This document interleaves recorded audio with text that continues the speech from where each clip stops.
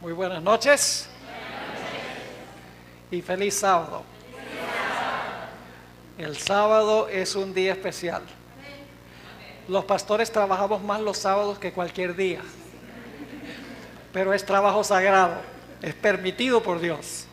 Los sacerdotes en el santuario ofrecían el doble de la cantidad de sacrificios los sábados que cualquier otro día, pero es un trabajo dedicado única y exclusivamente al Señor. Ustedes ven en la pantalla la dirección de nuestra página web. Algunos me han estado preguntando cómo se pueden comunicar con nuestro ministerio. Ahí tienen la dirección electrónica de nuestro ministerio. Allí pueden conseguir artículos, pueden conseguir catálogo, pueden conseguir muchas otras cosas de beneficio espiritual. Quiero expresar mi gratitud al pastor Jiménez por hacerle el esfuerzo de venir. Yo sé que él estaba pastoreando esta iglesia hasta hace como un mes.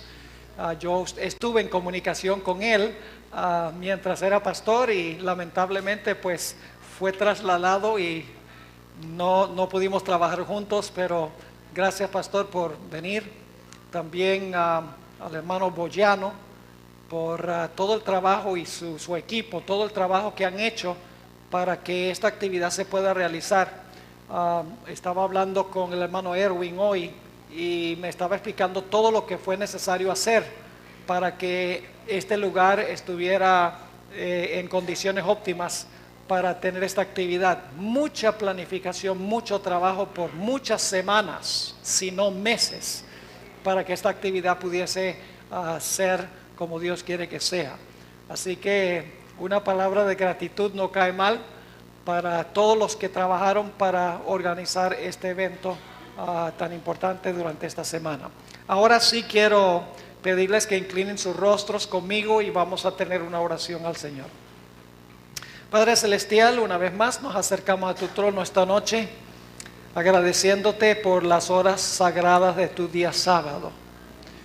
Qué maravilloso es poder tomar un día completo para descansar y cambiar nuestro enfoque de todo lo nuestro a lo tuyo.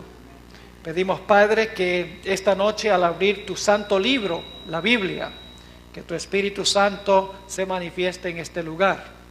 Te ruego, Señor, que nos ayudes a concentrarnos. Tenemos competencia al lado, pero pedimos que tu Santo Espíritu prevalezca y que podamos enfocarnos y podamos concentrarnos en tu mensaje e ignorar los otros sonidos, pues lo que vamos a hablar es muy importante. Nos encomendamos, Señor, en tus manos, agradeciéndote por tu compañía, porque te lo pedimos en el nombre de Jesús. Amén. Amén. Apocalipsis, el capítulo 13 y el versículo 11 menciona otra bestia que se levanta de la tierra. Es una bestia muy interesante, esta bestia de Apocalipsis 13 y el versículo 11. Quiero leer ese versículo y luego vamos a comenzar nuestro estudio. Apocalipsis 13 y el versículo 11. Ayer estudiamos en cuanto a la primera bestia, la que gobernó 42 meses, que persiguió a los santos y que habló blasfemias contra el Altísimo, que recibió una herida mortal después de los 1260 años y cuya herida será sanada. Pero hoy queremos estudiar en cuanto a otra bestia que se levanta después de esta. Note lo que dice Apocalipsis 13 y el versículo 11. Después vi otra bestia que subía de la tierra y tenía dos cuernos semejantes a los de un cordero, pero hablaba como un dragón. Una bestia muy interesante. Ahora, quiero mencionar al comenzar que esta bestia es diferente que todas las demás bestias, porque esta bestia, en vez de pelear con la bestia anterior, lo que hace es ayudarle a la bestia anterior a recuperar el poder que perdió cuando recibió la herida mortal. Ahora ustedes leen, por ejemplo, Daniel 7 y van a encontrar que el león fue devorado por el oso fue devorado por el leopardo fue devorado por el dragón. Es decir, cada poder que se levantó acabó con el poder anterior. Pero esta bestia es diferente, porque esta bestia se levanta para ayudar a la bestia anterior a recuperar su poder. Ahora, quiero que noten que esta bestia que se levanta de la tierra, todo lo que hace, lo hace para apoyar y ayudar a la primera bestia. Por ejemplo, dice que manda a todos a adorar a la primera bestia. Dice que hace una imagen de la primera bestia. Dice que impone bajo pena de muerte la marca de la primera bestia. Es decir, todo lo que hace, lo hace para apoyar la primera bestia, no para destruir a la primera bestia, sino para ayudarla a recuperar su poder. Dos veces en Apocalipsis 13, 11 al 18, dice que esta bestia lo que hace en presencia de la primera bestia. Es decir, quiere impresionar a la primera bestia y quiere ayudar a la primera bestia a recuperar su poder. Ahora, esta bestia es un tanto extraña también, no solamente porque todo lo que hace lo hace con referencia a la primera bestia, para ayudar a la primera bestia a recuperar su poder, para que se sane de su herida mortal, sino que esta bestia tiene una doble personalidad. A mí me gusta decir que es una bestia esquizofrénica, porque la profecía dice que habla como un cordero, ¿cierto? Ah, bueno, ok, nada más quería ver si ustedes están conmigo. Dice que tiene dos cuernos, como de ¿qué? De cordero, pero habla como un dragón. Ahora yo pregunto, ¿en qué se parece un cordero a un dragón? En nada. Y sin embargo tenemos una misma bestia que tiene dos cuernos como de cordero, pero habla como un dragón. Es decir, es una bestia contradictoria. Es una bestia que profesa una cosa, pero su conducta es otra.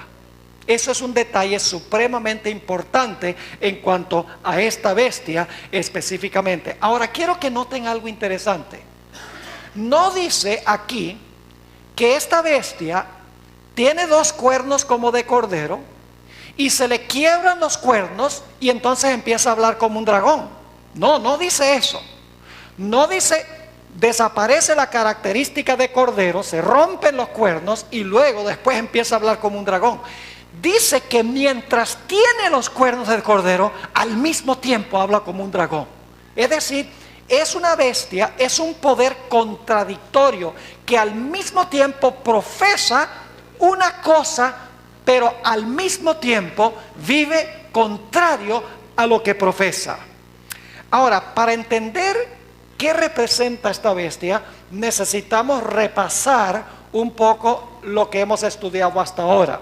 Y lo voy a hacer rápidamente. Voy a tomar Daniel 7 y Apocalipsis 13 como nuestra base. En Daniel 7 y en Apocalipsis 13 tenemos un león. ¿Qué representa el león? Babilonia. Bueno, eso estuvo débil, como que no cenaron. ¿El león representa qué? Babilonia. Luego tenemos un oso. ¿Qué representa el oso? Medo-Persia. Luego tenemos un leopardo. ¿Qué representa el leopardo? Grecia. Luego tenemos una bestia espantosa y terrible, un dragón. ¿Que representa qué? El Imperio Romano. Y luego, ¿cuántos cuernos le sale a ese dragón? Le salen 10 cuernos. Roma se dividió, que son las divisiones que encontramos hoy en Europa. Y luego, en medio de los 10 se levanta un ¿qué? Un cuerno pequeño, que es lo mismo que la bestia, vimos, de Apocalipsis el capítulo 13. ¿Y cuánto tiempo gobierna el cuerno pequeño o la bestia? Gobierna 1260 ¿qué? Años. Pero cuando terminan los 1260 años, ¿qué sucede con la bestia o el cuerno pequeño? Recibe una herida mortal. ¿En qué fecha? 1798. Ahora, ustedes dicen, ¿por qué repasamos eso? Por una razón muy sencilla.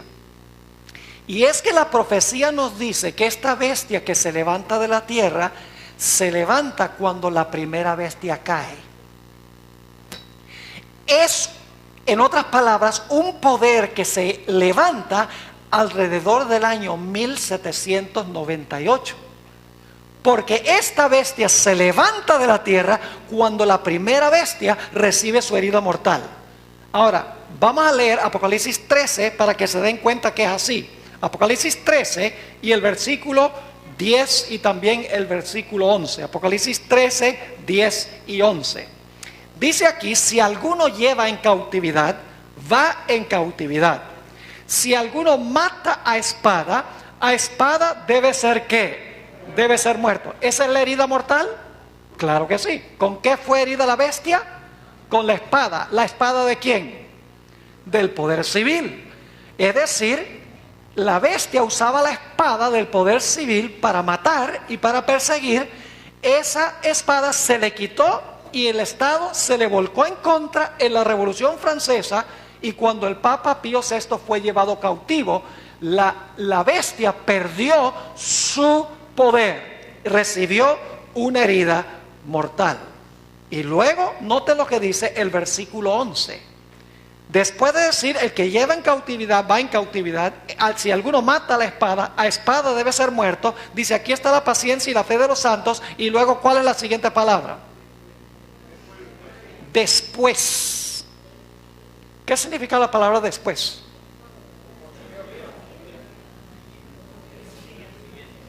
¿Al mismo tiempo se levanta? No. La primera bestia recibe su herida mortal y luego ¿qué sucede? Se levanta esta.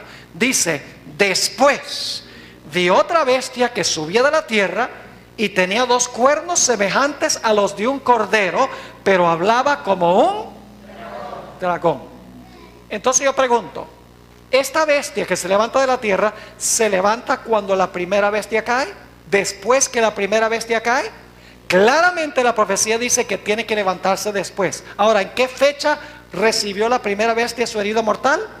En 1798. Entonces, ¿cuándo debemos buscar el cumplimiento de este poder?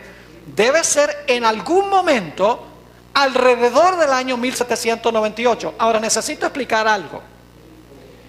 No debemos esperar que este poder se levante, cae el poder o la bestia e inmediatamente en 1798 se levanta el otro poder. Porque lo que sucedía en la Biblia era que el león gobernaba, pero hacia el final de su periodo, la siguiente nación estaba cobrando poder. ¿Me están entendiendo lo que estoy diciendo? Es decir, el primer poder estaba menguando mientras que el otro estaba creciendo. Entonces llegó el momento en que la segunda nación destruía a la primera nación. Es decir, debemos buscar una nación que cuando la bestia está decayendo en poder, esa otra bestia está aumentando en poder. No significa que surge por primera vez en 1798. ¿Están entendiendo lo que estoy diciendo? Es un dato muy importante.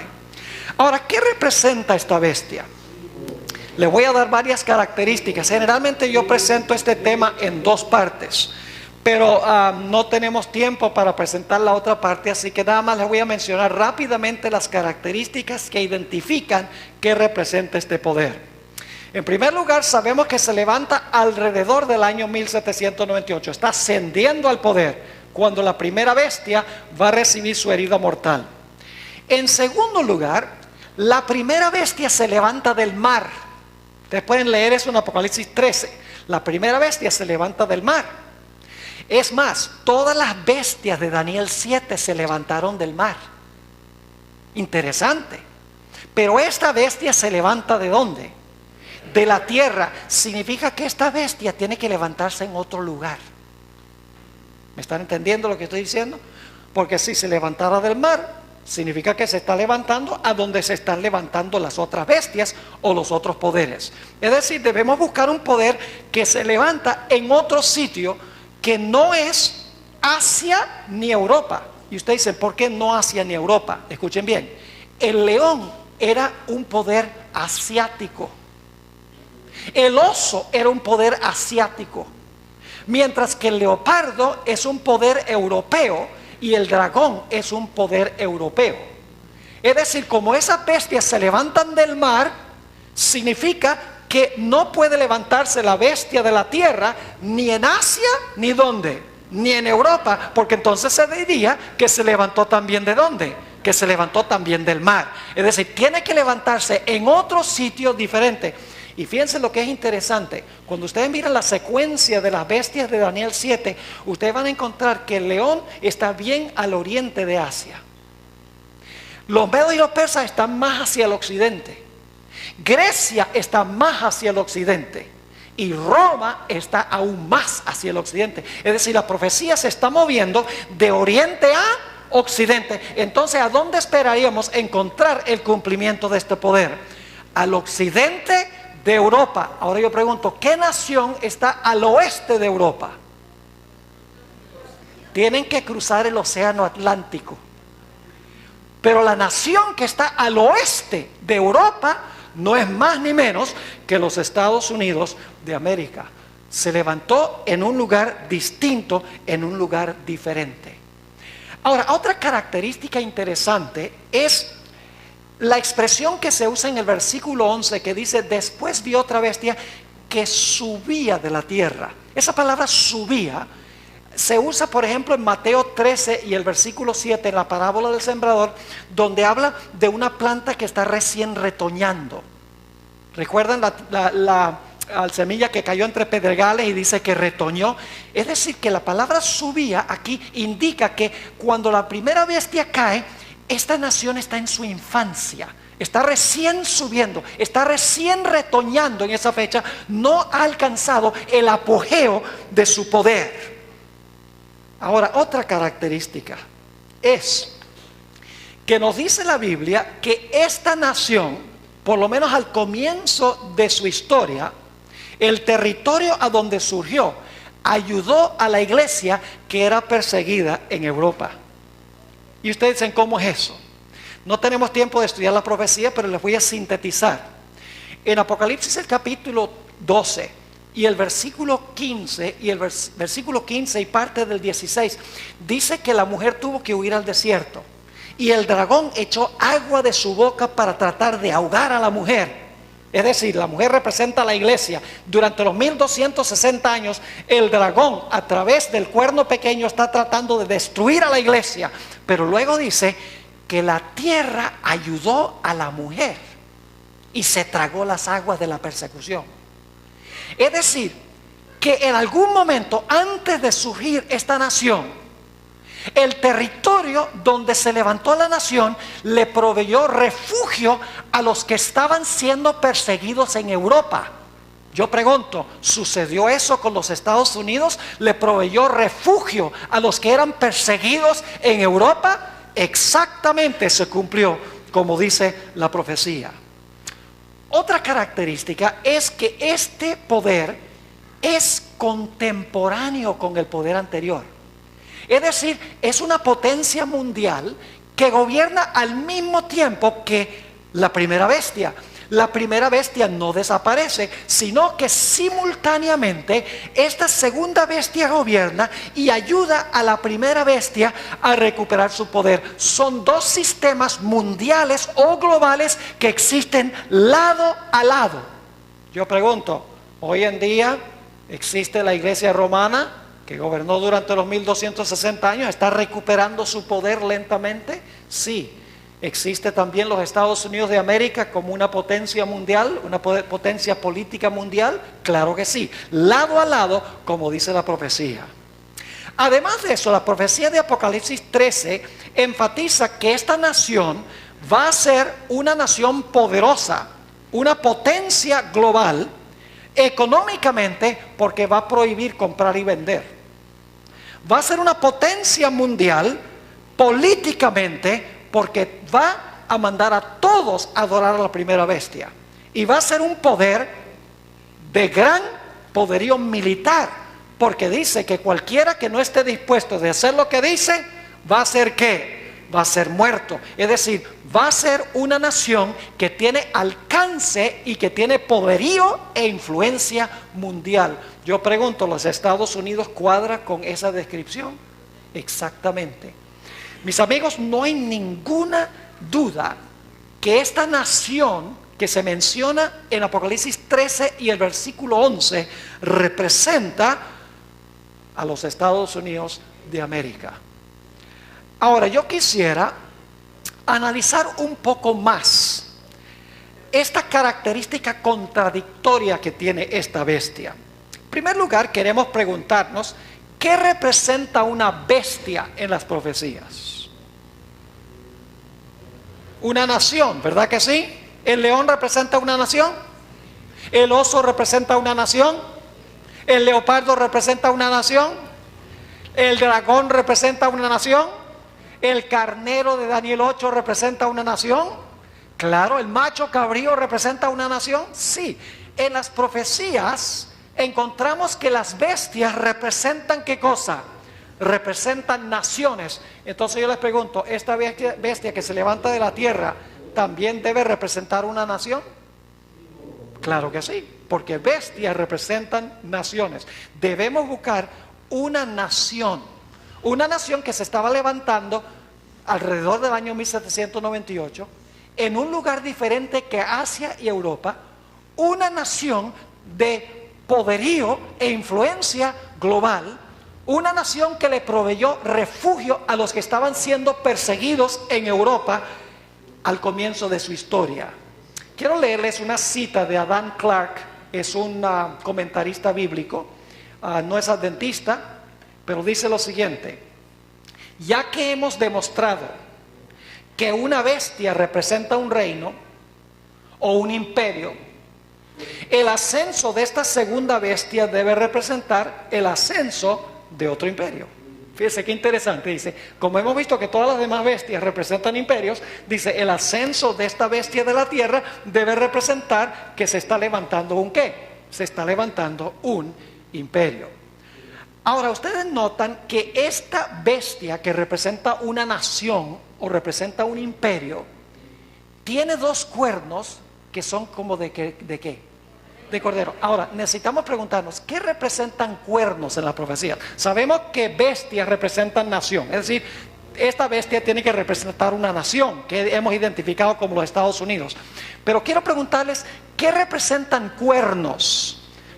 Permítanme leerles otra cita del mismo comentarista, Adam Clarke. Fíjense lo que dice.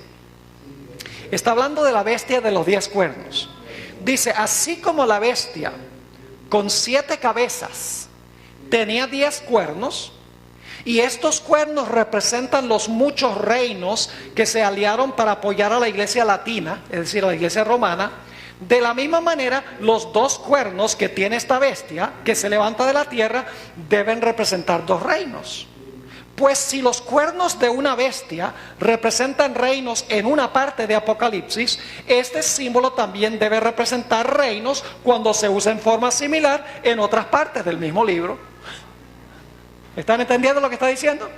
Dice, mire, si decimos que los 10 cuernos que estaban en la cabeza del dragón y de la bestia representan 10 reinos, entonces estos 2 cuernos también deben representar ¿qué?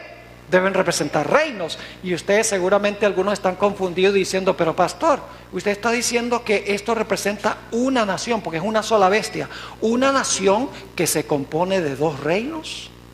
Vamos a un texto bíblico que nos explica esto. Vayan conmigo a Daniel el capítulo 8. Daniel el capítulo 8. ¿Cómo podemos tener una sola nación con 2 reinos? Eso es lo que queremos contestar ahora. Daniel el capítulo 8, y vamos a leer el versículo 3 y luego vamos a leer también el versículo 20. Daniel 8:3 está hablando del levantar de una bestia, un carnero, que es un cordero macho.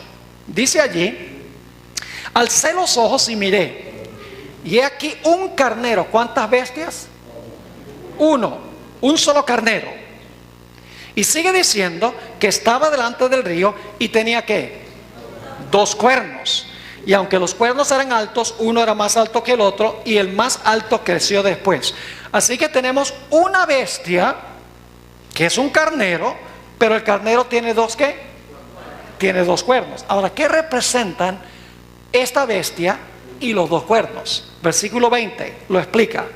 Dice, en cuanto al carnero que viste, que tenía 2 cuernos, estos son los que estos son los reyes de Media y de Persia.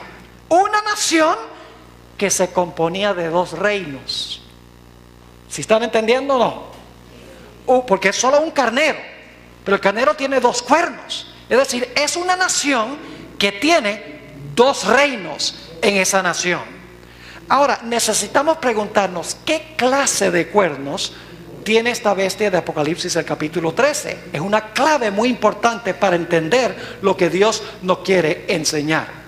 ¿Saben que este versículo, Apocalipsis 13:11, es el único versículo de la Biblia que nos explica la clase de cuernos que tiene una bestia? Por ejemplo, el dragón dice que tiene 10 cuernos, pero no dice qué clase de cuernos. La bestia tiene 10 cuernos, no se dice qué clase de cuernos. La bestia de Apocalipsis 17 tiene 10 cuernos, pero no dice qué clase de cuernos. Pero esta profecía dice qué clase de cuernos eran esos dos cuernos. Dicen que eran dos cuernos como de cordero. Tiene que ser un detalle importante el decir la clase de cuernos que tiene esta bestia. Eran dos cuernos como de cordero. Y los dos cuernos representan dos ¿qué? Representan dos reinos. Ahora, quiero decirles algo en cuanto a la palabra cordero. La palabra cordero se usa 29 veces en el libro de Apocalipsis. 29 veces. Cada una de las veces que en Apocalipsis aparece la palabra cordero, se aplica a Cristo Jesús. Es decir, que estos dos cuernos como de cordero deben tener algo relacionado con ¿quién? Algo relacionado con Jesús. Porque son dos cuernos como de cordero. Y en Apocalipsis el cordero es ¿quién? Es Jesús. ¿Será que estos dos cuernos representan los dos reinos que reconoció Cristo Jesús? Yo creo que sí. Ahora, antes de hablar un poco sobre los dos cuernos, que son los reinos que reconoció el Señor Jesucristo, los dos reinos que reconoció el Señor Jesucristo, el Cordero de Dios, quiero recalcar nuevamente que esta bestia es una bestia contradictoria. Dice, tiene dos cuernos como de cordero, pero habla como un dragón. Yo pregunto, ¿los cuernos como de cordero es el lado positivo de esta bestia? ¿Es el lado positivo? ¿Los cuernos como de cordero? Sí, porque se hace un contraste. Dice, tenía dos cuernos como de cordero, pero hablaba como un dragón. Es decir, su conducta es contraria a lo que representan esos dos cuernos.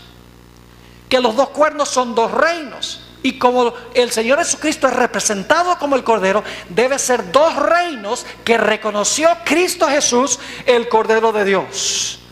Y por lo tanto nos preguntamos, ¿cuáles son los dos reinos que reconoció Cristo, el Cordero de Dios?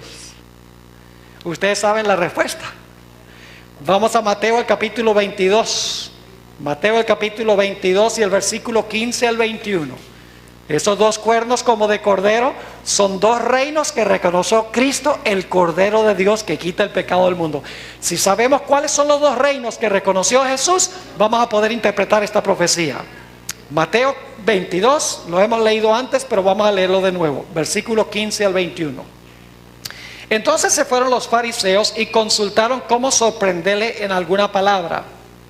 Y le enviaron los discípulos de ellos con los herodianos diciendo, Maestro, sabemos que eres amante de la verdad y que enseñas con verdad el camino de Dios y que no te cuidas de nadie porque no miras la apariencia de los hombres. Eran unos hipócritas y no creían nada de lo que estaban diciendo. Sigue diciendo, dinos pues, ¿qué te parece? ¿Es lícito dar tributo a César o no? Pero Jesús, conociendo la malicia de ellos, les dijo, porque fíjense, si Jesús decía que sí había que pagar impuestos, se hubiera echado a los judíos encima, porque no querían pagar impuestos. Si decía que no, se echa a los romanos encima, porque los romanos exigían que se pagara impuestos. Es decir, los tenían entre la espada y la pared. Pero Jesús no se iba a dejar atrapar. Y por lo tanto, dice en el versículo 18, pero Jesús, conociendo la malicia de ellos, les dijo, ¿por qué me tentáis, hipócritas? Mostradme la moneda del tributo. Y ellos le presentaron un denario. Entonces les dijo, ¿de quién es esta imagen? Es decir, la cara de quién está en esta moneda. Y la inscripción, el nombre de quién. Le dijeron, ¿de quién? Le dijeron, de César. Y les dijo, dad pues a César lo que es de César y a Dios lo que es de Dios. ¿Cuántos reinos reconoció Jesús? Dos. ¿Cómo llamaríamos el reino de Dios? ¿Qué nombre tiene? La iglesia. ¿Y cuál sería el reino de César? El poder civil, el Estado. ¿Cuántos reinos reconoció Jesús? Dos. ¿Juntos o separados? Separados. Dice, tenemos una responsabilidad con César y tenemos una responsabilidad con Dios. No dice, mira, dale a Dios lo de César y a César dale lo de Dios. No, dice, César tiene un deber de tu parte, que obedezca las leyes civiles, y Dios tiene también su ley que Él espera que tú observes y que tú guardes por amor a Él. Es decir, los dos reinos que reconoció Jesús, el Cordero de Dios, son la iglesia y ¿qué? La iglesia y el Estado. Ahora, algunas cosas que voy a mencionar esta noche serán repaso, porque hay algunas personas que no estuvieron aquí en las noches anteriores. No entiendo por qué. Yo sé que tenían cosas importantes que hacer. Ahora, vamos a repasar lo que sucedió cuando Pilato tuvo la entrevista personal con Jesús. Juan 18 y el versículo 36. Juan 18 y el versículo 36. Jesús está en privado con Pilato. Y quiero que noten que Jesús, otra vez, no solamente dijo, dad a César lo que es de César y a Dios lo que es de Dios, pero en este versículo también reconoce que hay dos reinos. Dice aquí en Juan 18 y el versículo 36, respondió Jesús, ¿mi reino qué? Mi reino no es de este mundo. ¿Cuántos reinos reconoció Jesús? Fíjense que usa la palabra reino, la palabra reino. ¿Los cuernos representan qué? Reino. ¿Tiene Jesús un reino? ¿El mundo tiene un reino? Lo dice Jesús. Dice, mi reino no es de este mundo. Si mi reino fuera de este mundo, mis servidores pelearían. ¿Pelearían con qué? Con la espada literal, para que yo no fuera entregado a los judíos. Pero mi reino no es ¿qué? No es de aquí. ¿Quién estableció el reino civil? Dios. ¿Quién estableció la iglesia? Dios. Vamos a anotar Juan, el capítulo 19 y el versículo 11. Juan 19 y el versículo 11. El Señor Jesucristo está aquí con Pilato y Pilato le dice, tú no sabes que si yo quiero yo te puedo soltar. Yo tengo la autoridad para soltarte. Y fíjense lo que le dijo Jesús, Juan 19 y el versículo 11. Respondió Jesús, ninguna autoridad tendrías contra mí si no te fuese ¿qué? Si no te fuese dada de arriba. Yo pregunto, ¿el reino civil fue reconocido por Jesús como establecido por Dios? Sí. ¿La iglesia fue reconocida por Dios como establecida por Él? Claro que sí.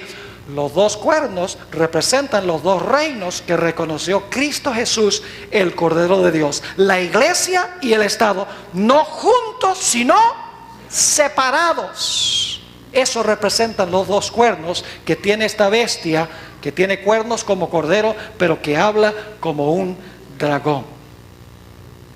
Ahora, el Sanedrín judío, que era la iglesia de la época de Jesús. ¿Recuerdan que era la iglesia de la época de Jesús? El Sanedrín judío le hizo una inquisición a Jesús. ¿Recuerdan que estudiamos esto hace 2 noches? Le hicieron una inquisición a Jesús y lo inculparon de herejía. Después de la inquisición, ¿a dónde lo llevaron? Lo llevaron a donde Pilato, porque ellos no podían ejecutar la sentencia de muerte, necesitaban la ayuda del poder civil. Así que fueron donde Pilato y Pilato pronunció contra él la sentencia de muerte, pero instigado por la iglesia de aquella época. Es decir, la iglesia judía de esa época necesitaba la espada del Estado para acabar con el hereje según las ideas de ellos. ¿Están entendiendo lo que estoy diciendo? ¿Saben que Pilato entendió mejor que los judíos la idea de los dos reinos? Fíjense lo que dice en San Juan 18 y el versículo 31, cuando los judíos traen allí a Jesús y dicen: este es un malhechor, queremos que lo condenes a muerte. Fíjese entonces lo que dice Pilato a los dirigentes judíos. Dice: entonces les dijo Pilatos: tomadle vosotros y juzgadle ¿qué? Según vuestra ley. ¿Pilato tenía una ley? ¿Cuál ley? La civil. ¿Está reconociendo que los judíos tenían una ley? ¿La ley de Dios? Sí. Dice: ustedes juzguenlo de acuerdo a la ley de ustedes, porque ustedes dicen que él se hizo Dios. ¿Y a mí qué es eso? Eso a mí no me va ni me viene. Que él tomó el nombre de Dios en vano. Yo no sirvo al Dios de ustedes. Y que quebrantó el sábado, ese no es mi día. Nosotros veneramos el domingo. Es decir, Pilato dice: la ley de ustedes, de la iglesia, no tiene nada que ver con la ley mía. ¿Cuántos reinos está reconociendo Pilato? Está reconociendo dos reinos, los mismos dos reinos que reconoció Jesús cuando dijo: mi reino no es ¿qué? Mi reino no es de este mundo. Pero los judíos querían acabar con Jesús y no se dieron por vencidos. Dice en Juan 18 y el versículo 36, los judíos le dijeron: a nosotros no nos está permitido ¿qué? No nos está permitido dar muerte a nadie. Pero para poderlo matar necesitaban la espada del poder civil. Necesitaban mezclar la iglesia con el Estado. Por eso fue importante estudiar los eventos finales de Jesús. Porque esa historia se repitió durante las edades oscuras. Durante la Edad Media se repitió esa historia del Señor Jesucristo. Ahora en Juan 19:12 nos dice que Pilato condenó a la muerte a un hombre inocente. El Estado, escuchen, el Estado, el poder civil, condenó a muerte a un hombre que 3 veces él dijo que era inocente. ¿Y por qué lo hizo? Por salvar su posición política. Fíjense lo que dice Juan 19 y el versículo 12.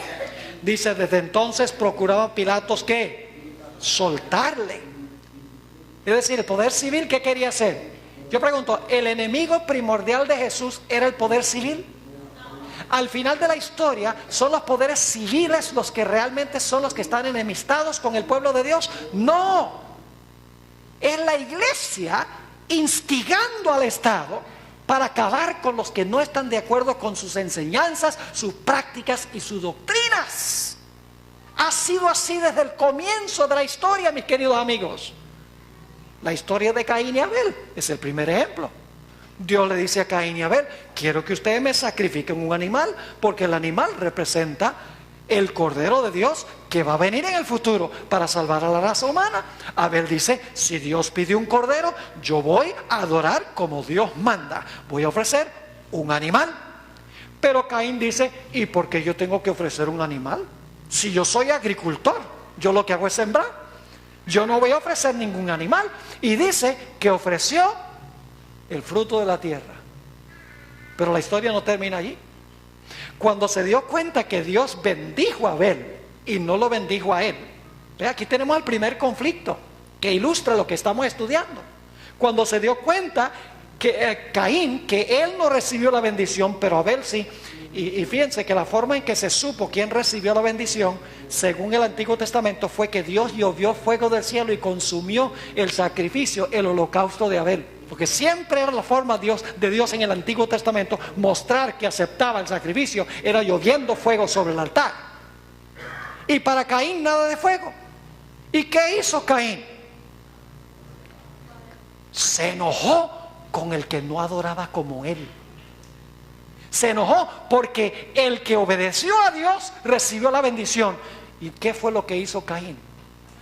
Porque su hermano no adoraba como él, se levantó y lo mató. ¿Esa historia se repitió a través de toda la historia del mundo? Sí, y va a ser lo que va a suceder al final de la historia. Nuevamente es la iglesia la que se va a aliar con el poder civil para perseguir a aquellos que no están en armonía con la iglesia y con las enseñanzas y las prácticas específicamente de la iglesia. Ahora quiero leerles una cita del Conflicto de los Siglos, página 493. Para las visitas que están en nuestro medio, si ustedes quieren el mejor libro que jamás se haya escrito para entender las profecías, es el libro El Conflicto de los Siglos. Fuera de la Biblia, claro, Daniel y Apocalipsis, eso es lo primero que tienen que estudiar. Pero el mejor libro que yo he encontrado que expone las profecías de Daniel y Apocalipsis de una forma clara, sencilla, fácil de entender, es el libro El Conflicto de los Siglos. Es un libro que tiene más de 700 páginas de material. Relata la historia del mundo desde que se originó el pecado en el cielo hasta el momento cuando finalmente el Señor Jesucristo venga en gloria, pasen los 1000 años y haga cielos nuevos y tierra nueva. Es un libro espectacular. Fíjense lo que dice en la página 493. Pregunta la escritora: ¿cuál era en 1798 la nación del Nuevo Mundo cuyo poder estuviera entonces desarrollándose, prometiendo ser una nación fuerte y grande, capaz de atraer la atención del mundo? Pregunta ella. Ahora da la respuesta. La aplicación del símbolo no admite duda alguna. Una nación, y solo una, responde a los datos que especifica esta profecía. Incuestionablemente se trata aquí de los Estados Unidos de Norteamérica. Ahora, para que podamos entender plenamente este asunto de la bestia que se levanta de la tierra y tiene 2 cuernos como de cordero, que son los 2 reinos que reconoció Cristo, el Cordero de Dios, significa el poder civil y el poder religioso, no juntos sino separados en la misma nación. Necesitamos estudiar un poquito la historia de los Estados Unidos. Así que ahora vamos a tener una clase corta sobre la historia de los Estados Unidos. Pues usted dice, pero estamos en Argentina, pastor. Pero la profecía de Apocalipsis 13, gracias a Dios, no se cumple con Argentina. Sí, gloria a Dios que no se cumpla con Argentina, ¿verdad? Pero Argentina se va a unir también con todo el mundo para hacer cumplir esta profecía, porque no solamente los Estados Unidos va a dirigir, pero todo país del globo va a participar en esto, según la profecía. Ahora, la historia de los Estados Unidos se divide en 2 grandes periodos. El primer periodo es el periodo colonial, el periodo de la colonia. Ahí a los Estados Unidos llegaron los peregrinos. Yo no sé si a usted le gusta la historia, para muchos es un poco aburrido, pero es la base para lo que vamos a estudiar ahora. Vamos a entender mejor qué representan los 2 cuernos y cómo se aplican a los Estados Unidos. La época colonial cubre desde el año 1620, cuando llegaron los peregrinos a los Estados Unidos, hasta el año 1776, cuando se firmó el Acta de la Independencia de los Estados Unidos. Es decir, la época colonial no existía en realidad los Estados Unidos. Existía en realidad el territorio de los Estados Unidos. Había 13 colonias de inmigrantes que habían venido de Europa, pero no existía la nación, porque no habían declarado su independencia de Inglaterra y no tenían constitución ni tampoco tenían documentos fundadores del país. Así que, aunque decimos que esta es una etapa de la historia de los Estados Unidos, en realidad los Estados Unidos como nación todavía no existía. El periodo constitucional de los Estados Unidos es desde 1776, cuando se firmó la Declaración de Independencia, hasta que termine la historia de los Estados Unidos. Esa es la época constitucional. Ahora los Estados Unidos está en su época constitucional. Ahora escuchen bien. Los padres constitucionales de los Estados Unidos, hombres como Thomas Jefferson. ¿Han oído hablar de Thomas Jefferson? Thomas Jefferson, Juan Adams, George Washington, Jaime Madison, Benjamin Franklin. Los fundadores constitucionales de la nación de los Estados Unidos sabían y conocían muy bien 3 cosas. En primer lugar, conocían la historia de Europa durante la Edad Media. Escribieron mucho en cuanto a la represión que había en Europa durante los 1260 años. Conocían al derecho y al revés lo que había pasado durante los 1260 años cuando la iglesia se unió con el Estado. Conocían esa historia. En segundo lugar, conocían la historia de la época de la colonia en los Estados Unidos. Conocían muy bien la historia de la época colonial de los Estados Unidos. Y en tercer lugar, sabemos que ellos conocían muy bien también sus Biblias. Saben que los padres constitucionales de los Estados Unidos, muchos de ellos no creían en la Biblia, pero la conocían muy bien y la leían y la estudiaban. Sabemos que Jefferson, por ejemplo, estudiaba mucho la Sagrada Escritura. Ahora, quiero ampliar estos 3 puntos que sabían los padres constitucionales de los Estados Unidos. En primer lugar, vamos a hablar de la historia de Europa durante los 1260 años. Los padres constitucionales conocían esta historia. Y es más, ¿saben lo que es interesante? Los 1260 años terminan en 1798. ¿Sabe que los documentos que fundaron a los Estados Unidos como nación se ratificaron inmediatamente antes del año 1798? La Declaración de Independencia se hizo en 1776. La Constitución se ratificó en 1787. Y en 1791 se adoptaron las primeras 10 enmiendas a la Constitución, que se conoce como el Acta de Derechos de los Ciudadanos de los Estados Unidos. Así que en realidad estos 3 documentos que fundaron los Estados Unidos como nación se ratificaron en un corto tiempo antes de 1798, cuando la primera bestia recibió su herida mortal.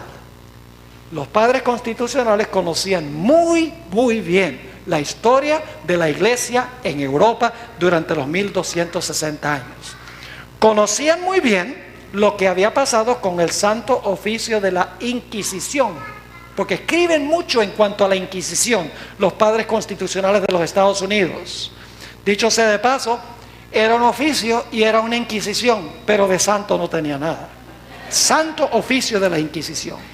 Conocían muy bien la historia de un hombre llamado Juan Hus, que era de Bohemia, de lo que es hoy Praga, Checoslovaquia, lo que antes era Checoslovaquia. Era párroco allá y empezó a enseñar que el hombre era justificado por la fe, como luego después enseñó Lutero. Empezó a reprender la corrupción que existía en el sacerdocio, empezó a predicar el evangelio y se echó encima a los dirigentes de la iglesia romana. El Papa le garantizó que si él iba de Praga a Constanza, en el sur de Alemania, que le iba a dar un salvoconducto, es decir, podía ir hasta Constanza, donde iban a examinar sus enseñanzas, y luego el Papa le garantizó, y el emperador también le garantizó, que iba a poder regresar sano y salvo otra vez a su hogar. Pero cuando llegó allá a Constanza, yo he estado ahí, es algo emocionante recordar la historia estando allí en ese lugar donde se realizó esta historia que les estoy contando. Cuando llegó allá a Constanza, lo arrestaron y lo metieron al calabozo y estuvo meses preso sin que le hicieran un juicio, sin que se le declarara culpable. Cuando finalmente se le hizo un juicio, se contrataron falsos testigos, aunque él no había violado ninguna ley civil. Solamente se le puso en juicio por las convicciones de su conciencia. Fue llevado a un juicio religioso primero, ante los dirigentes de la iglesia, los líderes de la iglesia. Examinaron sus enseñanzas y lo declararon hereje y pronunciaron contra él la sentencia de muerte. Pero la iglesia no podía ejecutar la sentencia de muerte sin que el emperador lo autorizara. Y el emperador, que se llamaba Sigismundo, había garantizado que Hus iba a poder regresar otra vez a Praga sano y salvo. Le dio un salvoconducto. Pero por influencia de la iglesia, el emperador quebrantó su palabra.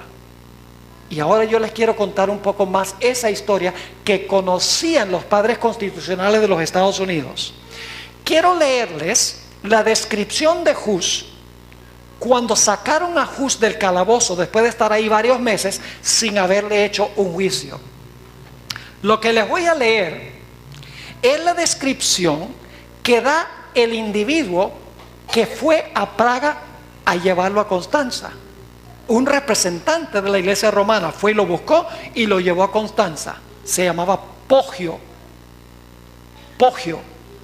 Y lo interesante es que cuando Pogio vio cómo trataron a Hus, Pogio se puso del lado de Hus y escribió un libro que se llama Hus el hereje, a donde se haya registrado toda esta historia. Y quiero leerles lo que él dice en cuanto a la condición de Hus cuando fue sacado del calabozo, después de estar ahí varios meses sin que se le hiciera un juicio.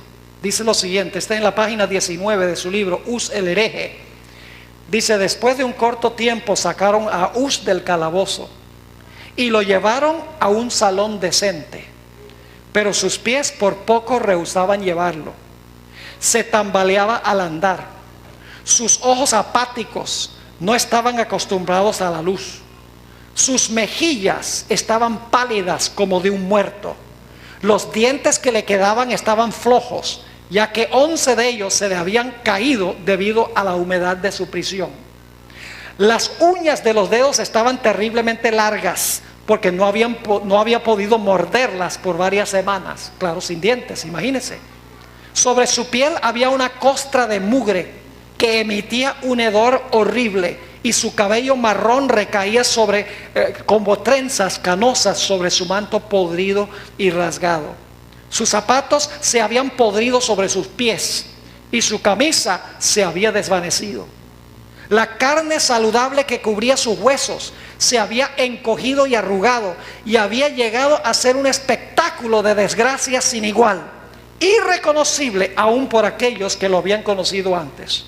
Los que estaban presentes se horrorizaron al verlo, y la gente compasiva le prepararon un baño, le trajeron camisas y ropa y le dieron alimentos nutritivos, por los cuales él solo podía darles las gracias con ojos llenos de lágrimas. ¿Cómo les parece?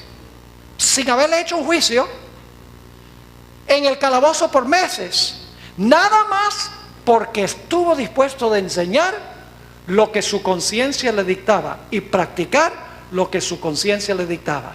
No había violado ninguna ley civil, no se le acusó de haber violado ninguna ley civil. Todas las acusaciones eran de índole religiosa. Y ahora fíjense lo que es interesante. Después que lo bañan y lo visten, lo llevan para hacerle la inquisición en un tribunal religioso. Voy a leerles otra vez del libro de Pogio, Hus el hereje, página 28. Yo tengo un ejemplar de este libro, es una historia fascinante. Uno no puede leer la historia sin que le salgan uno lágrimas de los ojos. Dice en la página 28: cuando el reloj marcó las 8 de la mañana y las campanas de la iglesia repicaban, ahora escuchen quiénes fueron allí para el juicio.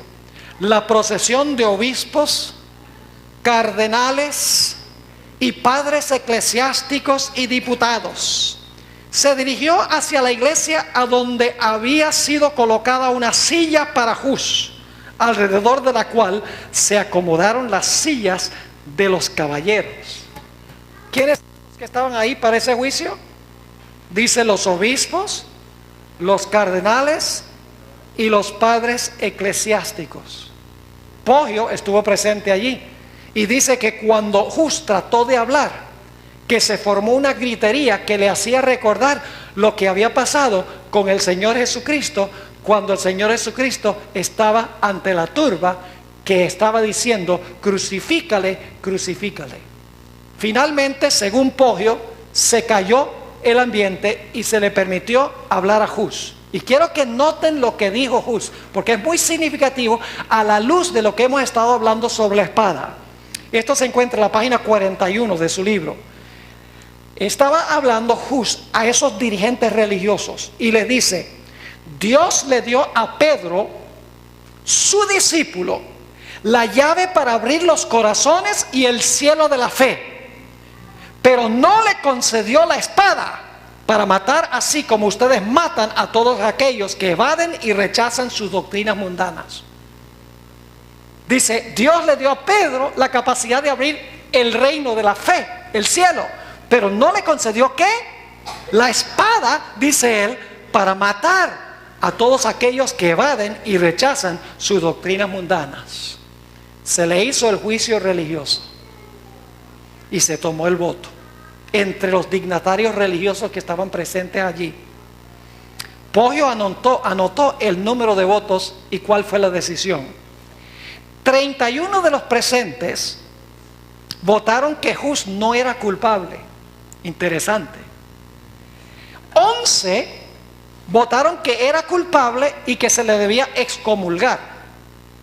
Pero 45 dijeron que era culpable de todos los cargos y que merecía la sentencia de muerte.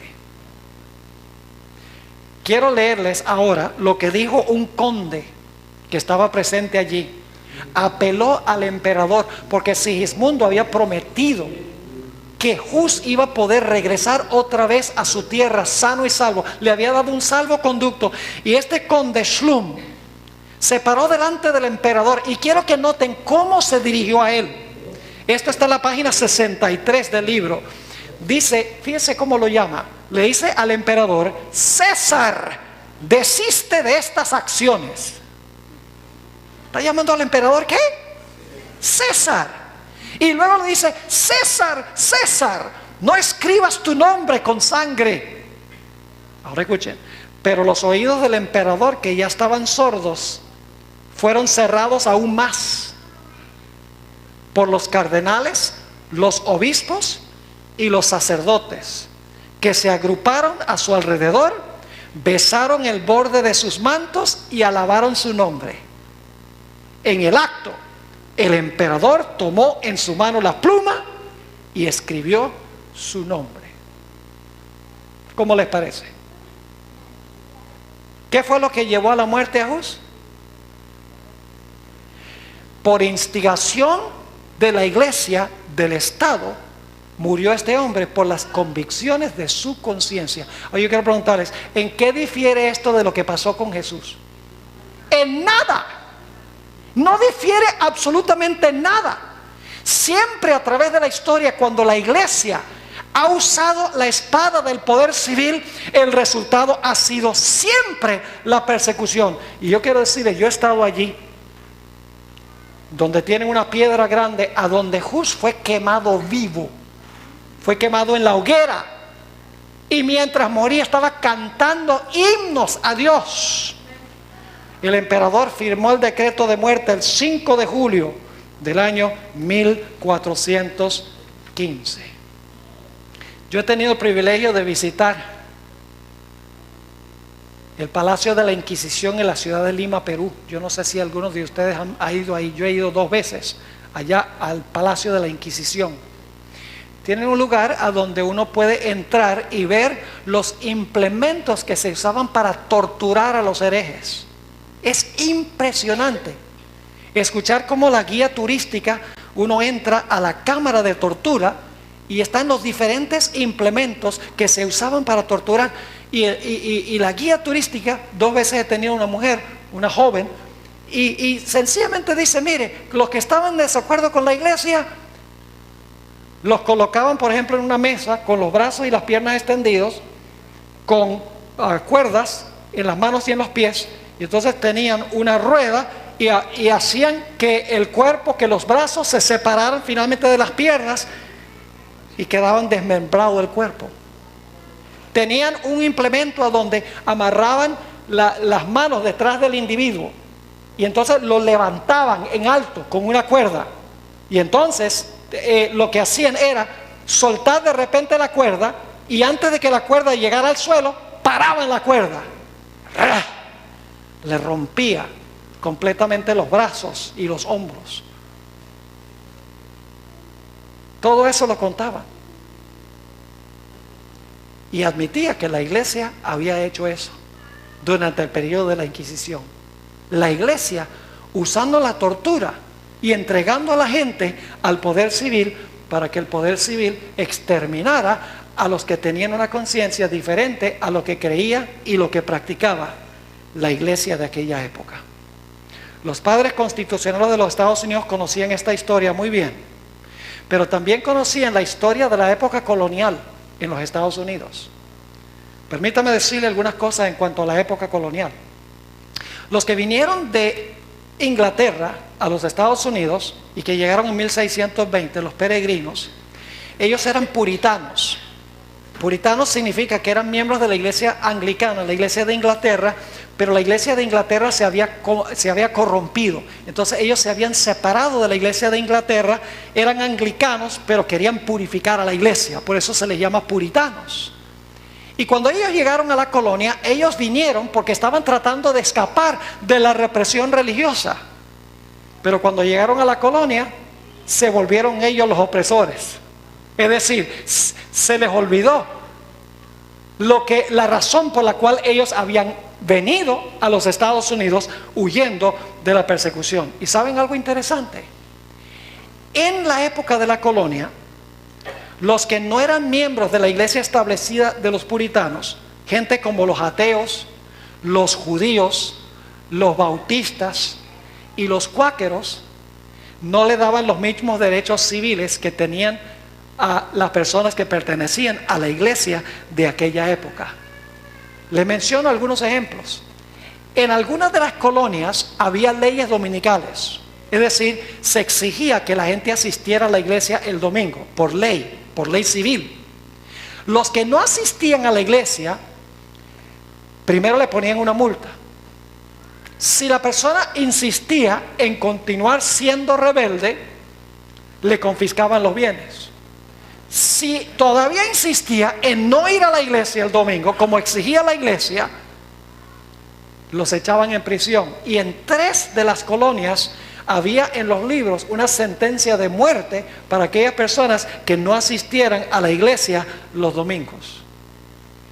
En la época colonial de los Estados Unidos, también cualquier persona que no pertenecía a la iglesia establecida de la colonia no podía servir en ningún puesto del gobierno civil. Es decir, para usted pertenecer a algún puesto en el gobierno civil, tenía que ser miembro de la iglesia establecida. Si usted era de otra iglesia, usted no podía ocupar ninguna posición en el gobierno. Además de eso, en la colonia, el Estado le pagaba a los ministros, el Estado le pagaba a los pastores. Ahora imagínense ustedes un sistema a donde el Estado, el poder civil, le está pagando a los ministros, donde el Estado dice, tú no puedes servir en el gobierno, al menos que pertenezcas a la iglesia establecida, en un lugar a donde dice, si tú no vas a la iglesia el domingo, finalmente te podemos matar. Era una mezcla de ¿qué? Era una mezcla de la iglesia con el Estado en la época colonial, y los padres fundadores constitucionales de los Estados Unidos conocían lo que había pasado durante la época de la colonia. Quiero leerles un par de citas del Conflicto de los Siglos. Saben que Elena White nació solo 27 años después de la herida mortal, es decir, muy poco tiempo después que el papado recibió su herida mortal. La hermana White nació y fue llamada para ser la mensajera de Dios cuando tenía 17 años, en diciembre de 1844. Escuchen lo que ella dice en la página 337 del libro El Conflicto de los Siglos. Dice, los colonos acordaron que solamente los miembros de la iglesia tendrían voz en el gobierno civil. Se estableció una especie de iglesia estatal en la cual todos debían contribuir para el sostén del ministerio. Es decir, la gente pagaba impuestos para que el gobierno le pagara a los pastores. Oye, no está mala la idea, no es en broma. Todos tendrían que diezmar. Ahora, dice, se estableció una especie de iglesia estatal en la cual todos debían contribuir para el sostén del ministerio. Y escuchen, y los magistrados tenían amplios poderes para suprimir la herejía. De esta manera, el poder secular quedaba en manos de la iglesia, y no se hizo esperar mucho el resultado inevitable de semejantes medidas, la persecución. En la página 337 también dice, y sin embargo, aunque eran honrados, los peregrinos que vinieron, aunque eran honrados y temerosos de Dios, los peregrinos no comprendieron el gran principio de la libertad religiosa, y aquella libertad por cuya consecución se impusieron tantos sacrificios, no estuvieron dispuestos de concederla a otros.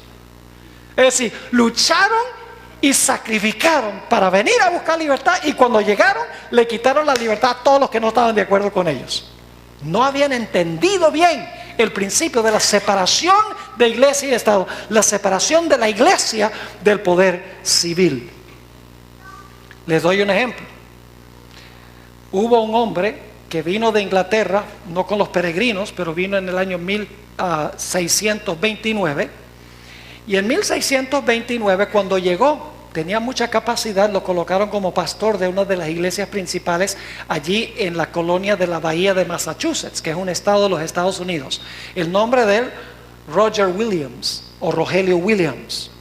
Pero él, en realidad, es el primero que yo sepa que entendía plenamente este asunto de la importancia de separar la iglesia del Estado y lo que es en verdad libertad civil y libertad religiosa. Y él empezó a enseñarlo en su iglesia, en la colonia. Empezó a enseñar que el poder civil no debía tener nada que ver con la iglesia, y la iglesia debía mantenerse separada del poder civil. Cada uno debía existir, cada uno debía funcionar, pero dentro de su esfera. ¿Saben qué más enseñó? Los colonos, si querían tener la tierra de los indios, a quienes les pertenecía la tierra, porque no era de los colonos mataban a los indios y se apropiaban de la propiedad. Y Roger Williams dijo: no señor, si ustedes quieren la tierra de los indios, ustedes se la compran, y si ellos no la quieren vender, mala suerte, es de ellos, pero ustedes tienen que respetar los derechos de ellos. Interesante. Y claro, también se echó encima a la gente por esa enseñanza. Y por lo tanto, y esta es una historia fascinante, yo he leído varios libros sobre la biografía de Rogelio Williams. Finalmente, en el año 1535, ya los líderes religiosos no se lo aguantaban más y dieron una orden de destierro. Ahora escuchen bien, la orden de destierro era algo muy serio en la colonia. Los colonistas odiaban, por ejemplo, los cuáqueros. Los cuáqueros eran una religión medio extraña, medio rara. El presidente Nixon, si algunos recuerdan, el presidente Nixon es el único presidente cuáquero que ha tenido los Estados Unidos. Ahora, los cuáqueros, siempre los colonos les encantaba dar un decreto de destierro para ellos, porque no los podían pasar. Ahora, si se daba una orden de destierro contra un cuáquero, y el cuáquero regresaba para visitar a su familia y lo descubrían, le cortaban una oreja. Si se iba y entonces, claro, quería visitar a su familia y regresaba, le cortaban una segunda oreja. Y si lo descubrían por tercera vez, lo ejecutaban. Así que la orden de destierro era algo muy serio. Y en el año 1635 se firmó un decreto de destierro contra Rogelio Williams, y le tocó salir huyendo. Y él escribió un libro donde describe cómo fue su huida. Fue en el mes de diciembre y enero del año 1535 y 1536. Dice que era un invierno crudo, con muchísima nieve, y dice que le tocó cruzar grandes montones de nieve. Y también dijo que si no hubiera sido por los indios, se hubiera muerto, porque los indios lo refugiaron y los indios lo alimentaron. ¿Ve? Valió la pena la inversión. Pero valió la pena tratarlos bien, porque si no, nunca hubiera sobrevivido. Y lo interesante es que Rogelio Williams fue a parar a un estado en los Estados Unidos que se llama Rhode Island. Es el estado más pequeño de los Estados Unidos de América, y estableció la capital. La capital se llama Providencia, Providence, porque él creía que Dios providencialmente lo había enviado allá. Y Rogelio Williams ahora estableció la colonia de Rhode Island, una de las colonias, y mandó a decir: aquí en esta colonia cualquiera que quiera venir puede venir, solo dos condiciones. Número uno, tiene que trabajar duramente, y número dos, tiene que obedecer las leyes civiles. Dice: pero no me interesa de qué religión sea, puede ser católico, puede ser cuáquero, puede ser bautista, puede ser pentecostal, puede ser ateo, puede ser judío. Dice: no me interesa, cualquier religión puede venir acá, con tal que estén dispuestos de trabajar y estén dispuestos de obedecer las leyes civiles, son bienvenidos acá. Y la colonia de Rhode Island prosperó con ese plan. Los padres constitucionales de los Estados Unidos conocían muy bien la historia de la época de la colonia. Sabían lo que sucedía cuando se unía la iglesia con el Estado. Conocían muy bien la historia de la iglesia en Europa durante los 1260 años y conocían sus Biblias. Varios de los padres constitucionales en sus escritos hablan de cómo Jesús fue muerto por una alianza entre la iglesia apóstata de la época y el poder civil. Conocían esa historia. Y por lo tanto los padres constitucionales dijeron: nosotros vamos a establecer en este país un sistema de gobierno distinto a ese gobierno que existió durante la Edad Media, vinculando a la iglesia con el Estado, distinto a la época de la colonia y distinto al sistema que el judaísmo usó para finalmente llevar a la muerte al Señor Jesucristo. Y por eso, en la Declaración de Independencia de los Estados Unidos, ratificada en 1776, dijeron que todos los hombres son creados iguales y tienen ciertos derechos inalienables. Inalienables significa que son derechos que Dios da, que nadie les puede quitar. ¿Y cuáles eran esos derechos? Que dice la Declaración de Independencia, dice: todos los hombres son creados iguales y tienen ciertos derechos inalienables, entre los cuales están el derecho a la vida, la libertad y la búsqueda de la felicidad. Y en 1787 se ratificó la Constitución de los Estados Unidos. El principio básico de la Constitución es un gobierno del pueblo, para el pueblo y por el pueblo. Es decir, un gobierno manejado por el pueblo mismo, no de arriba hacia abajo, sino de abajo hacia arriba. En 1791 se firmó el Acta de Derechos, se llama Bill of Rights en inglés, y son las primeras 10 enmiendas a la Constitución de los Estados Unidos. Y en un momento les voy a hablar de la primera enmienda, que es supremamente importante. Debo repetir nuevamente que estos documentos fundadores de los Estados Unidos se ratificaron y se aprobaron inmediatamente antes que la primera bestia recibiese su herida mortal. Es decir, cuando la bestia anterior estaba por caer, el próximo poder que lo iba a suplantar y luego a ayudar se estaba levantando al mismo tiempo. Qué interesante. Ahora, lo que querían hacer los padres constitucionales de los Estados Unidos fue un experimento revolucionario. Porque en la Edad Media todo el poder fluía de arriba hacia abajo. En asuntos civiles, si el rey decía salta, tú decías cuán alto. En asuntos civiles el rey mandaba de arriba hacia abajo y todo el mundo obedecía lo que decía el rey. En asuntos religiosos, si el papa decía salta, la persona decía hasta la luna. Es decir, la persona tenía que obedecer lo que decía la iglesia, porque todo el poder fluía de arriba hacia abajo. Pero los padres constitucionales de los Estados Unidos dijeron: eso no va a pasar en esta nueva nación, porque ya hemos visto lo que sucede cuando hay ese tipo de gobierno. Dice: en este nuevo país el poder va a fluir de abajo hacia arriba. El pueblo va a nombrar sus representantes y a través de sus representantes el pueblo va a gobernar. No va a haber un rey ni va a haber un papa. En asuntos de religión habrá libertad y en asuntos civiles habrá también plena libertad. Libertad civil y libertad religiosa. Se conoce como republicanismo. No está hablando del partido republicano. Republicanismo significa un estilo de gobierno que es república. Y protestantismo, que significa libertad religiosa en la iglesia sin que un líder imponga su voluntad bajo pena de persecución. Esos fueron los dos principios que tenían los padres constitucionales. ¿Y qué está detrás de eso? La idea de que hay dos ¿qué? Dos reinos separados uno del otro.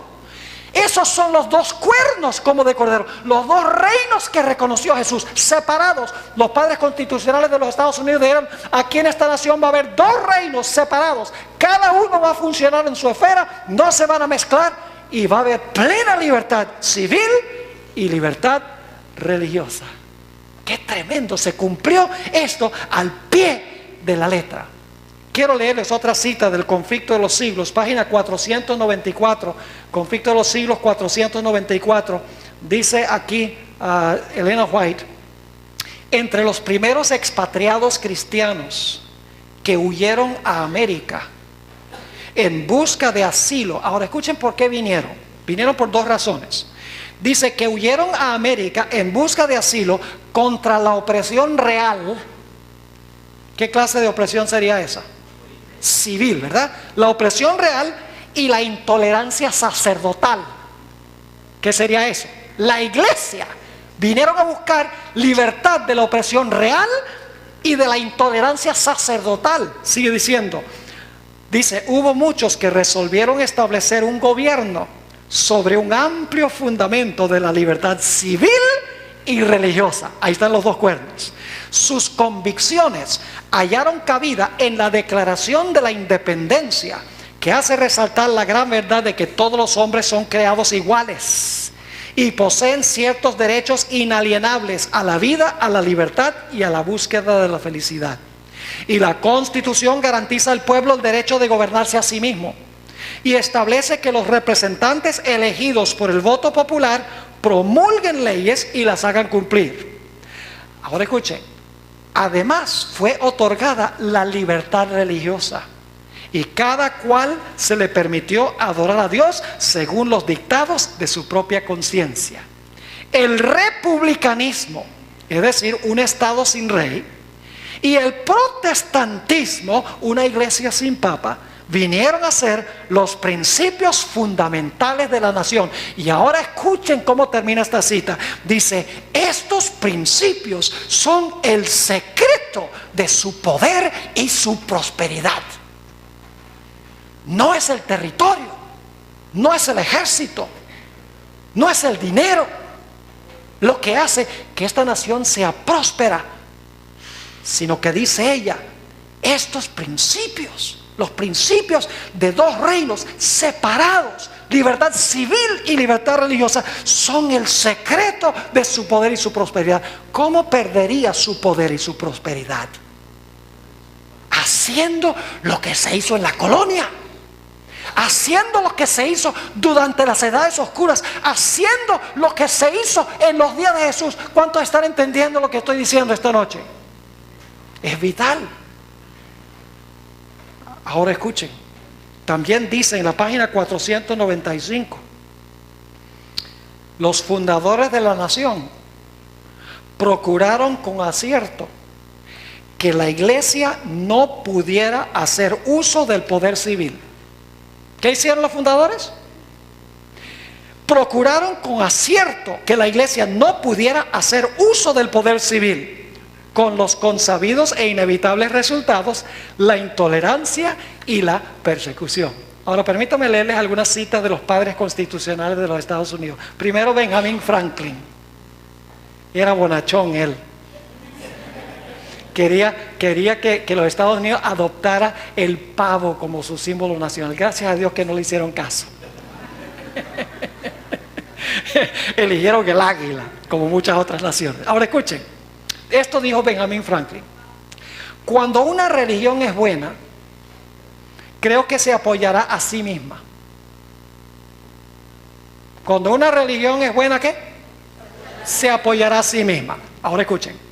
Y cuando no se apoya a sí misma, y Dios no se ocupa de apoyarla, sino que los que la profesan se ven obligados a buscar la ayuda de los poderes civiles para sostenerla, es señal, creo yo, que es una religión mala. ¿Creía Benjamin Franklin en dos reinos separados? Claro que sí. Permítame leerles de Thomas Jefferson. Jefferson dijo: solo el error necesita el apoyo del Estado. La verdad se puede sostener por sí misma. Tremenda cita.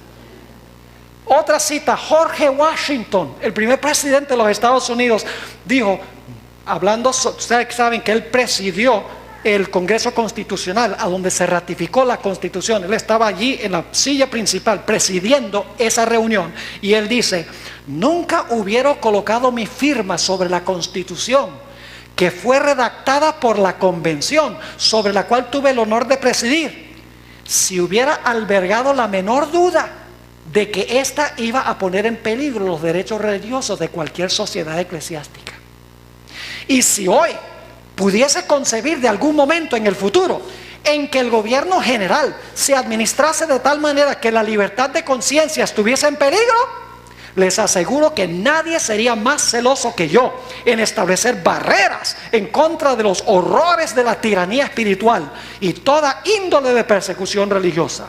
Pues ustedes se acordarán que a menudo he expresado mi sentir de que cualquier persona que se porta como buen ciudadano y que es como buen ciudadano, ¿qué reino sería ese?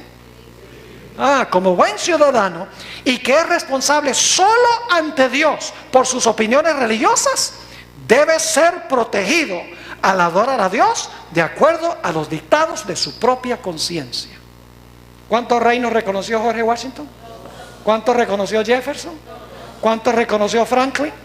2. Son los 2 cuernos. La historia lo comprueba contundentemente. Ahora, como es viernes en la noche y esta noche es vigilia. No, yo sé que no es vigilia. ¿Me dejan terminar? Es fascinante esta historia, ¿verdad que sí? Es importante conocer la historia, pues la historia cumple la profecía. ¿Cómo usted va a estudiar la profecía sin la historia? La historia comprueba que la profecía se cumplió. Ahora, déjenme hablar sobre la primera enmienda a la Constitución de los Estados Unidos. Cuando se ratificó la Constitución, los padres constitucionales se dieron cuenta que habían muchas cosas que la Constitución, muchos derechos que no eran protegidos por la Constitución.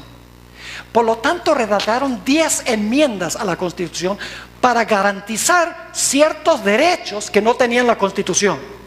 La primera enmienda a la Constitución de los Estados Unidos, que fue redactada y ratificada en 1791, es particularmente la enmienda más importante porque ahí están los 2 cuernos.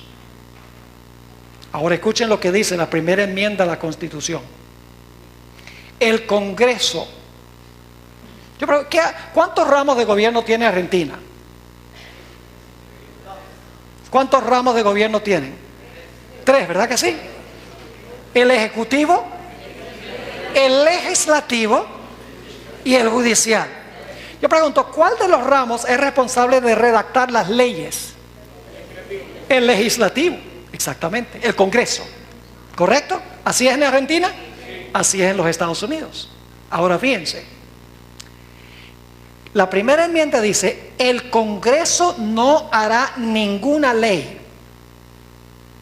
que tenga que ver con establecer religión. Note que no dice que no hará ninguna ley que establezca una iglesia o una religión. Dice religión. El Congreso de los Estados Unidos no puede hacer ninguna ley religiosa. Claro, al menos que una persona, nada más porque usted cree que tiene derecho de practicar su religión y dice, bueno, mi religión cree que debo sacrificar niños. Y al Poder Civil dice, no. Tú tienes libertad religiosa, pero no me violes mi código civil. La libertad religiosa termina a donde tú violas los derechos civiles de otras personas. ¿Me están entendiendo lo que estoy diciendo? Ahora, escuchen. Dice, el Congreso no hará ninguna ley. ¿Qué significa la palabra ninguna? Ninguna, exactamente. No hará ninguna ley que tenga que ver con establecer religión. Ahora escuchen, ni que prohíba el libre ejercicio de ella. Déjame explicar lo que quiere decir eso. El Congreso no puede hacer ninguna ley que establezca alguna observancia religiosa, ni puede prohibir que usted practique su religión. Es decir, el Congreso no puede hacer una ley que dice, tú tienes que adorar así o tú no puedes adorar así. No puede establecer religión, ni puede prohibir que tú practiques tu religión. La Constitución de los Estados Unidos. El Congreso no puede hacer ninguna ley religiosa, porque es infringir la separación de iglesia del Estado. Ahora, lo interesante es que no solamente la primera enmienda prohíbe al Congreso hacer una ley que establezca religión o que prohíbe el libre ejercicio de la religión, sino que la primera enmienda también garantiza derechos civiles. Ahí están los dos cuernos, porque la primera enmienda termina diciendo: ni que coarte la libertad de expresión, ni la libertad de la prensa, o de derecho que tiene el pueblo de reunirse pacíficamente y de pedirle al gobierno que se les haga justicia. Yo pregunto, ¿son esos derechos civiles? Claro que sí. La primera enmienda a la Constitución de los Estados Unidos garantiza libertad civil y libertad religiosa. En la primera enmienda a la Constitución, que es parte de la Constitución, se encuentran los dos cuernos como de cordero, y esto fue ratificado en 1791, 7 años antes de que la bestia recibiera su herida mortal. Jaime Madison, quien en realidad fue el intelecto que escribió la Constitución, se le llama el padre de la Constitución, dijo esto: no veo ni una sombra de bien en que el gobierno federal se entrometa con la religión. Escuchen, aún la menor interferencia del gobierno general en la religión sería una usurpación descarada.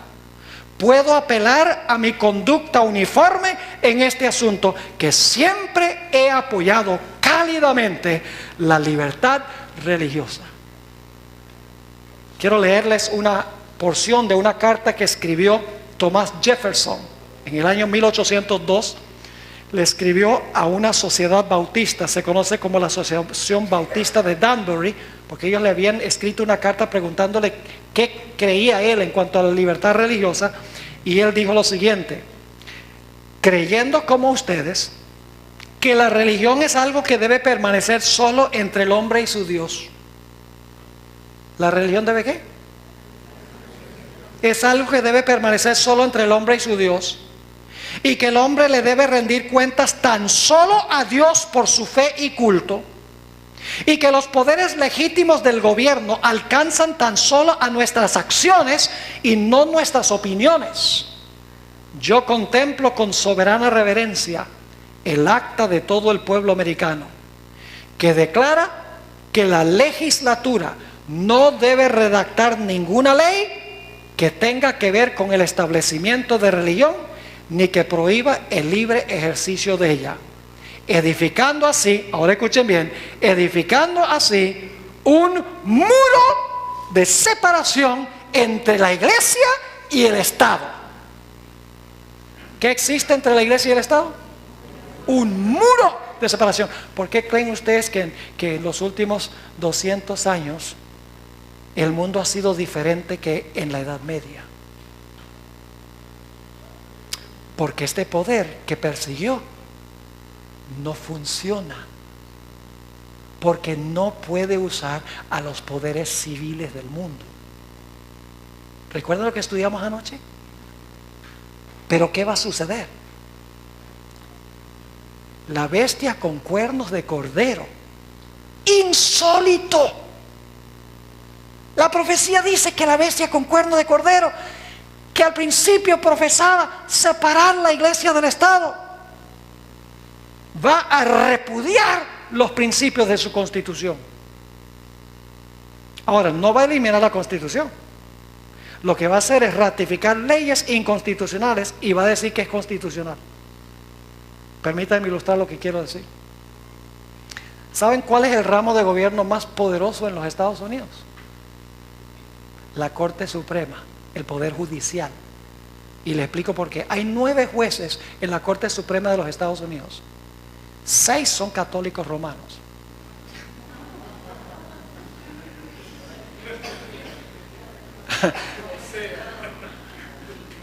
Eso dice algo, ¿verdad que sí? 6 son, y no digo que son gente mala. Yo no estoy hablando mal de ellos. Lo que estoy diciendo es que a la luz de la trayectoria de esta iglesia, hay razón para estar preocupados. Ahora escuchen, ¿cuánto poder tiene la Corte Suprema de los Estados Unidos? En el año 2000 había un debate de quién había ganado la elección presidencial, George Bush o Gore. ¿Se acuerdan de eso? Algunos tal vez se acuerden, otros ya son demasiado jóvenes para acordarse de eso. Pero estaban varias semanas ahí, y los abogados de una parte llevaban a un tribunal y los otros llevaban al otro tribunal y estaban peleando, contemos los votos, etcétera. Varias semanas no se sabía quién había ganado, y lo llevaron a la Corte Suprema, y la Corte Suprema dijo: ganó George Bush, y George Bush quedó de presidente. La Corte Suprema de los Estados Unidos eligió al presidente de los Estados Unidos. Ese es el poder que tiene la Corte Suprema. El Congreso, ahora escuchen bien, el Congreso de los Estados Unidos puede hacer una ley inconstitucional, pero si la Corte Suprema dice que es constitucional, va. ¿Me están entendiendo lo que estoy diciendo? Déjenme ponerlo de una forma sencilla para que lo puedan entender. Yo pregunto, según la Constitución de los Estados Unidos, ¿sería inconstitucional una ley dominical? Que el país diga, que el Congreso haga una ley que diga: todos tienen que ir a la iglesia el domingo es el día de reposo. ¿Sería inconstitucional? Pero ¿qué pasa si la Corte Suprema dice que es constitucional? Va. Porque el poder está en manos de 9 personas en la Corte Suprema de los Estados Unidos. La ley va, aun cuando es inconstitucional. Ahora podemos entender por qué dice que la bestia tiene 2 cuernos de cordero, pero habla al mismo tiempo como un dragón. No se va a eliminar la primera enmienda a la Constitución. Lo que va a suceder es que se van a hacer leyes que claramente violan la primera enmienda, pero se va a decir que son constitucionales. Va a profesar tener los 2 cuernos de cordero, pero va a hablar como un dragón. ¿Están entendiendo lo que estoy diciendo? Es decir, se va a comportar diferente que lo que dice la Constitución de los Estados Unidos. ¿Están entendiendo esta profecía? Extraordinaria. Ahora permítame mencionar 1 o 2 cosas más antes de terminar. Este asunto, ¿sabes? La primera enmienda a la Constitución de los Estados Unidos en realidad es una expresión es casi como si fuera inspirado por Dios. No digo que fue inspirado por Dios en el mismo sentido que la Biblia, pero porque tiene una base profundamente bíblica. Déjeme ilustrarlo. En el libro de Daniel tenemos 2 ilustraciones de la primera enmienda. Daniel 3 tenemos la primera ilustración. ¿Ustedes recuerdan que el rey Nabucodonosor levantó una gigantesca imagen, verdad? Y dijo: todos aquí, todos adoren la imagen. Yo pregunto, ¿Nabucodonosor estaba estableciendo religión? Sí. Estaba estableciendo una observancia religiosa, el poder civil, y dice: todo el mundo va a guardar esta ley de adoración bajo orden del poder civil. ¿Qué vino como resultado? Persecución. Había 3 hombres que dijo: nosotros no. Y vino persecución, y contra ellos un decreto de muerte. Es decir, esa historia demuestra lo que sucede cuando el gobierno establece religión. Pero hay otra historia en Daniel 9 que ilustra la segunda parte de la primera enmienda. ¿Qué pasa cuando un gobierno prohíbe que usted practique su religión? La historia de Daniel 6. En Daniel 6 no se le está diciendo a la gente cómo adorar, sino que se le está diciendo: no puedes orar. ¿Me están entendiendo o no? Es un poco diferente que Daniel 3, porque en Daniel 3 el rey está estableciendo una observancia religiosa, poder civil, todos tienen que adorar así. Pero en el capítulo 6 te dicen: no, tú no puedes adorar a otro Dios, te está prohibiendo tu libre ejercicio de religión. ¿Qué vino como resultado de eso? Como resultado de eso vino ¿qué? Persecución. Y Daniel terminó en el foso de los leones. Si no hubiera sido por la intervención de Dios, hubiera perecido. Es una ilustración de lo que va a pasar al final de la historia. El pueblo de Dios estará bajo sentencia de muerte, pero Dios va a intervenir y no va a permitir que ninguno de sus siervos muera. Gloria a Dios por eso. Así que esas 2 historias ilustran Esto es lo que pasa cuando el gobierno establece religión y cuando el gobierno prohíbe el libre ejercicio de la religión. ¿Saben que Elena White dice que vendrá el día cuando no solamente se va a obligar a la gente que guarde el domingo, sino que se les va a prohibir que guarden el sábado? ¿Es una violación de las dos cláusulas? Decir que hay que guardar el domingo es establecer religión. Decir que usted no puede guardar el sábado es prohibir el libre ejercicio de la religión. La primera enmienda de la Constitución de los Estados Unidos garantiza desde el comienzo de la nación, cuando estaba por caer el primer poder, ya esta bestia que se estaba levantando tenía 2 cuernos como de cordero. Pero la profecía dice que aún con esos 2 cuernos como de cordero, iba a terminar hablando como un dragón. Para terminar, quiero mencionarles que dice que esta bestia va a ser una imagen de la primera bestia. Ahora, ¿qué es una imagen? Una reproducción. Ahora yo pregunto, ¿qué era lo que caracterizaba primordialmente a la primera bestia? ¿Qué era la característica básica que tenía la primera bestia? ¿Unía qué? La iglesia y el Estado, ¿para hacer qué? Para perseguir. Si esta bestia va a ser una imagen de la primera bestia, significa que va a ser ¿qué cosa? Una reproducción donde se una la iglesia con el Estado, y todo el que no esté de acuerdo será reprimido y perseguido. Esa es la imagen de la bestia. Y ustedes dicen, pastor, ¿cómo puede pasar eso en los Estados Unidos? Ya está pasando. Lamentablemente no pude presentar el tema sobre la imagen de la bestia, pero hay muchas cosas pasando ahora en los Estados Unidos. Un acercamiento entre los Estados Unidos y el papado como nunca se ha visto antes. Increíble. Uno no podría creer que los Estados Unidos iba a llegar al punto donde invitara al Papa a la Casa Blanca. Insólito. Donde el presidente de los Estados Unidos fuera al aeropuerto por primera vez, el presidente Bush, a dar la bienvenida al Papa. Nunca había pasado eso. Y mucha gente convirtiéndose al catolicismo en los Estados Unidos. Las señales indican de que esta profecía no solo se va a cumplir, sino que esta profecía está en el proceso de cumplimiento. Mis hermanos y hermanas, apreciadas visitas, ojalá yo pudiera decir algo distinto. Yo soy ciudadano de los Estados Unidos. Y la gente dice, ¿y cómo habla mal de su país? Porque yo soy más leal al país celestial. Y yo quiero decir, los Estados Unidos es el país más extraordinario y más grande que jamás se haya levantado en la historia del mundo, por los principios sobre los cuales fue edificado. Pero ha abandonado y está abandonando esos principios. Y dice Elena White que la apostasía nacional llevará a la ruina nacional. ¿Recuerden lo que dijimos? ¿Cuál es el secreto de su poder y su prosperidad?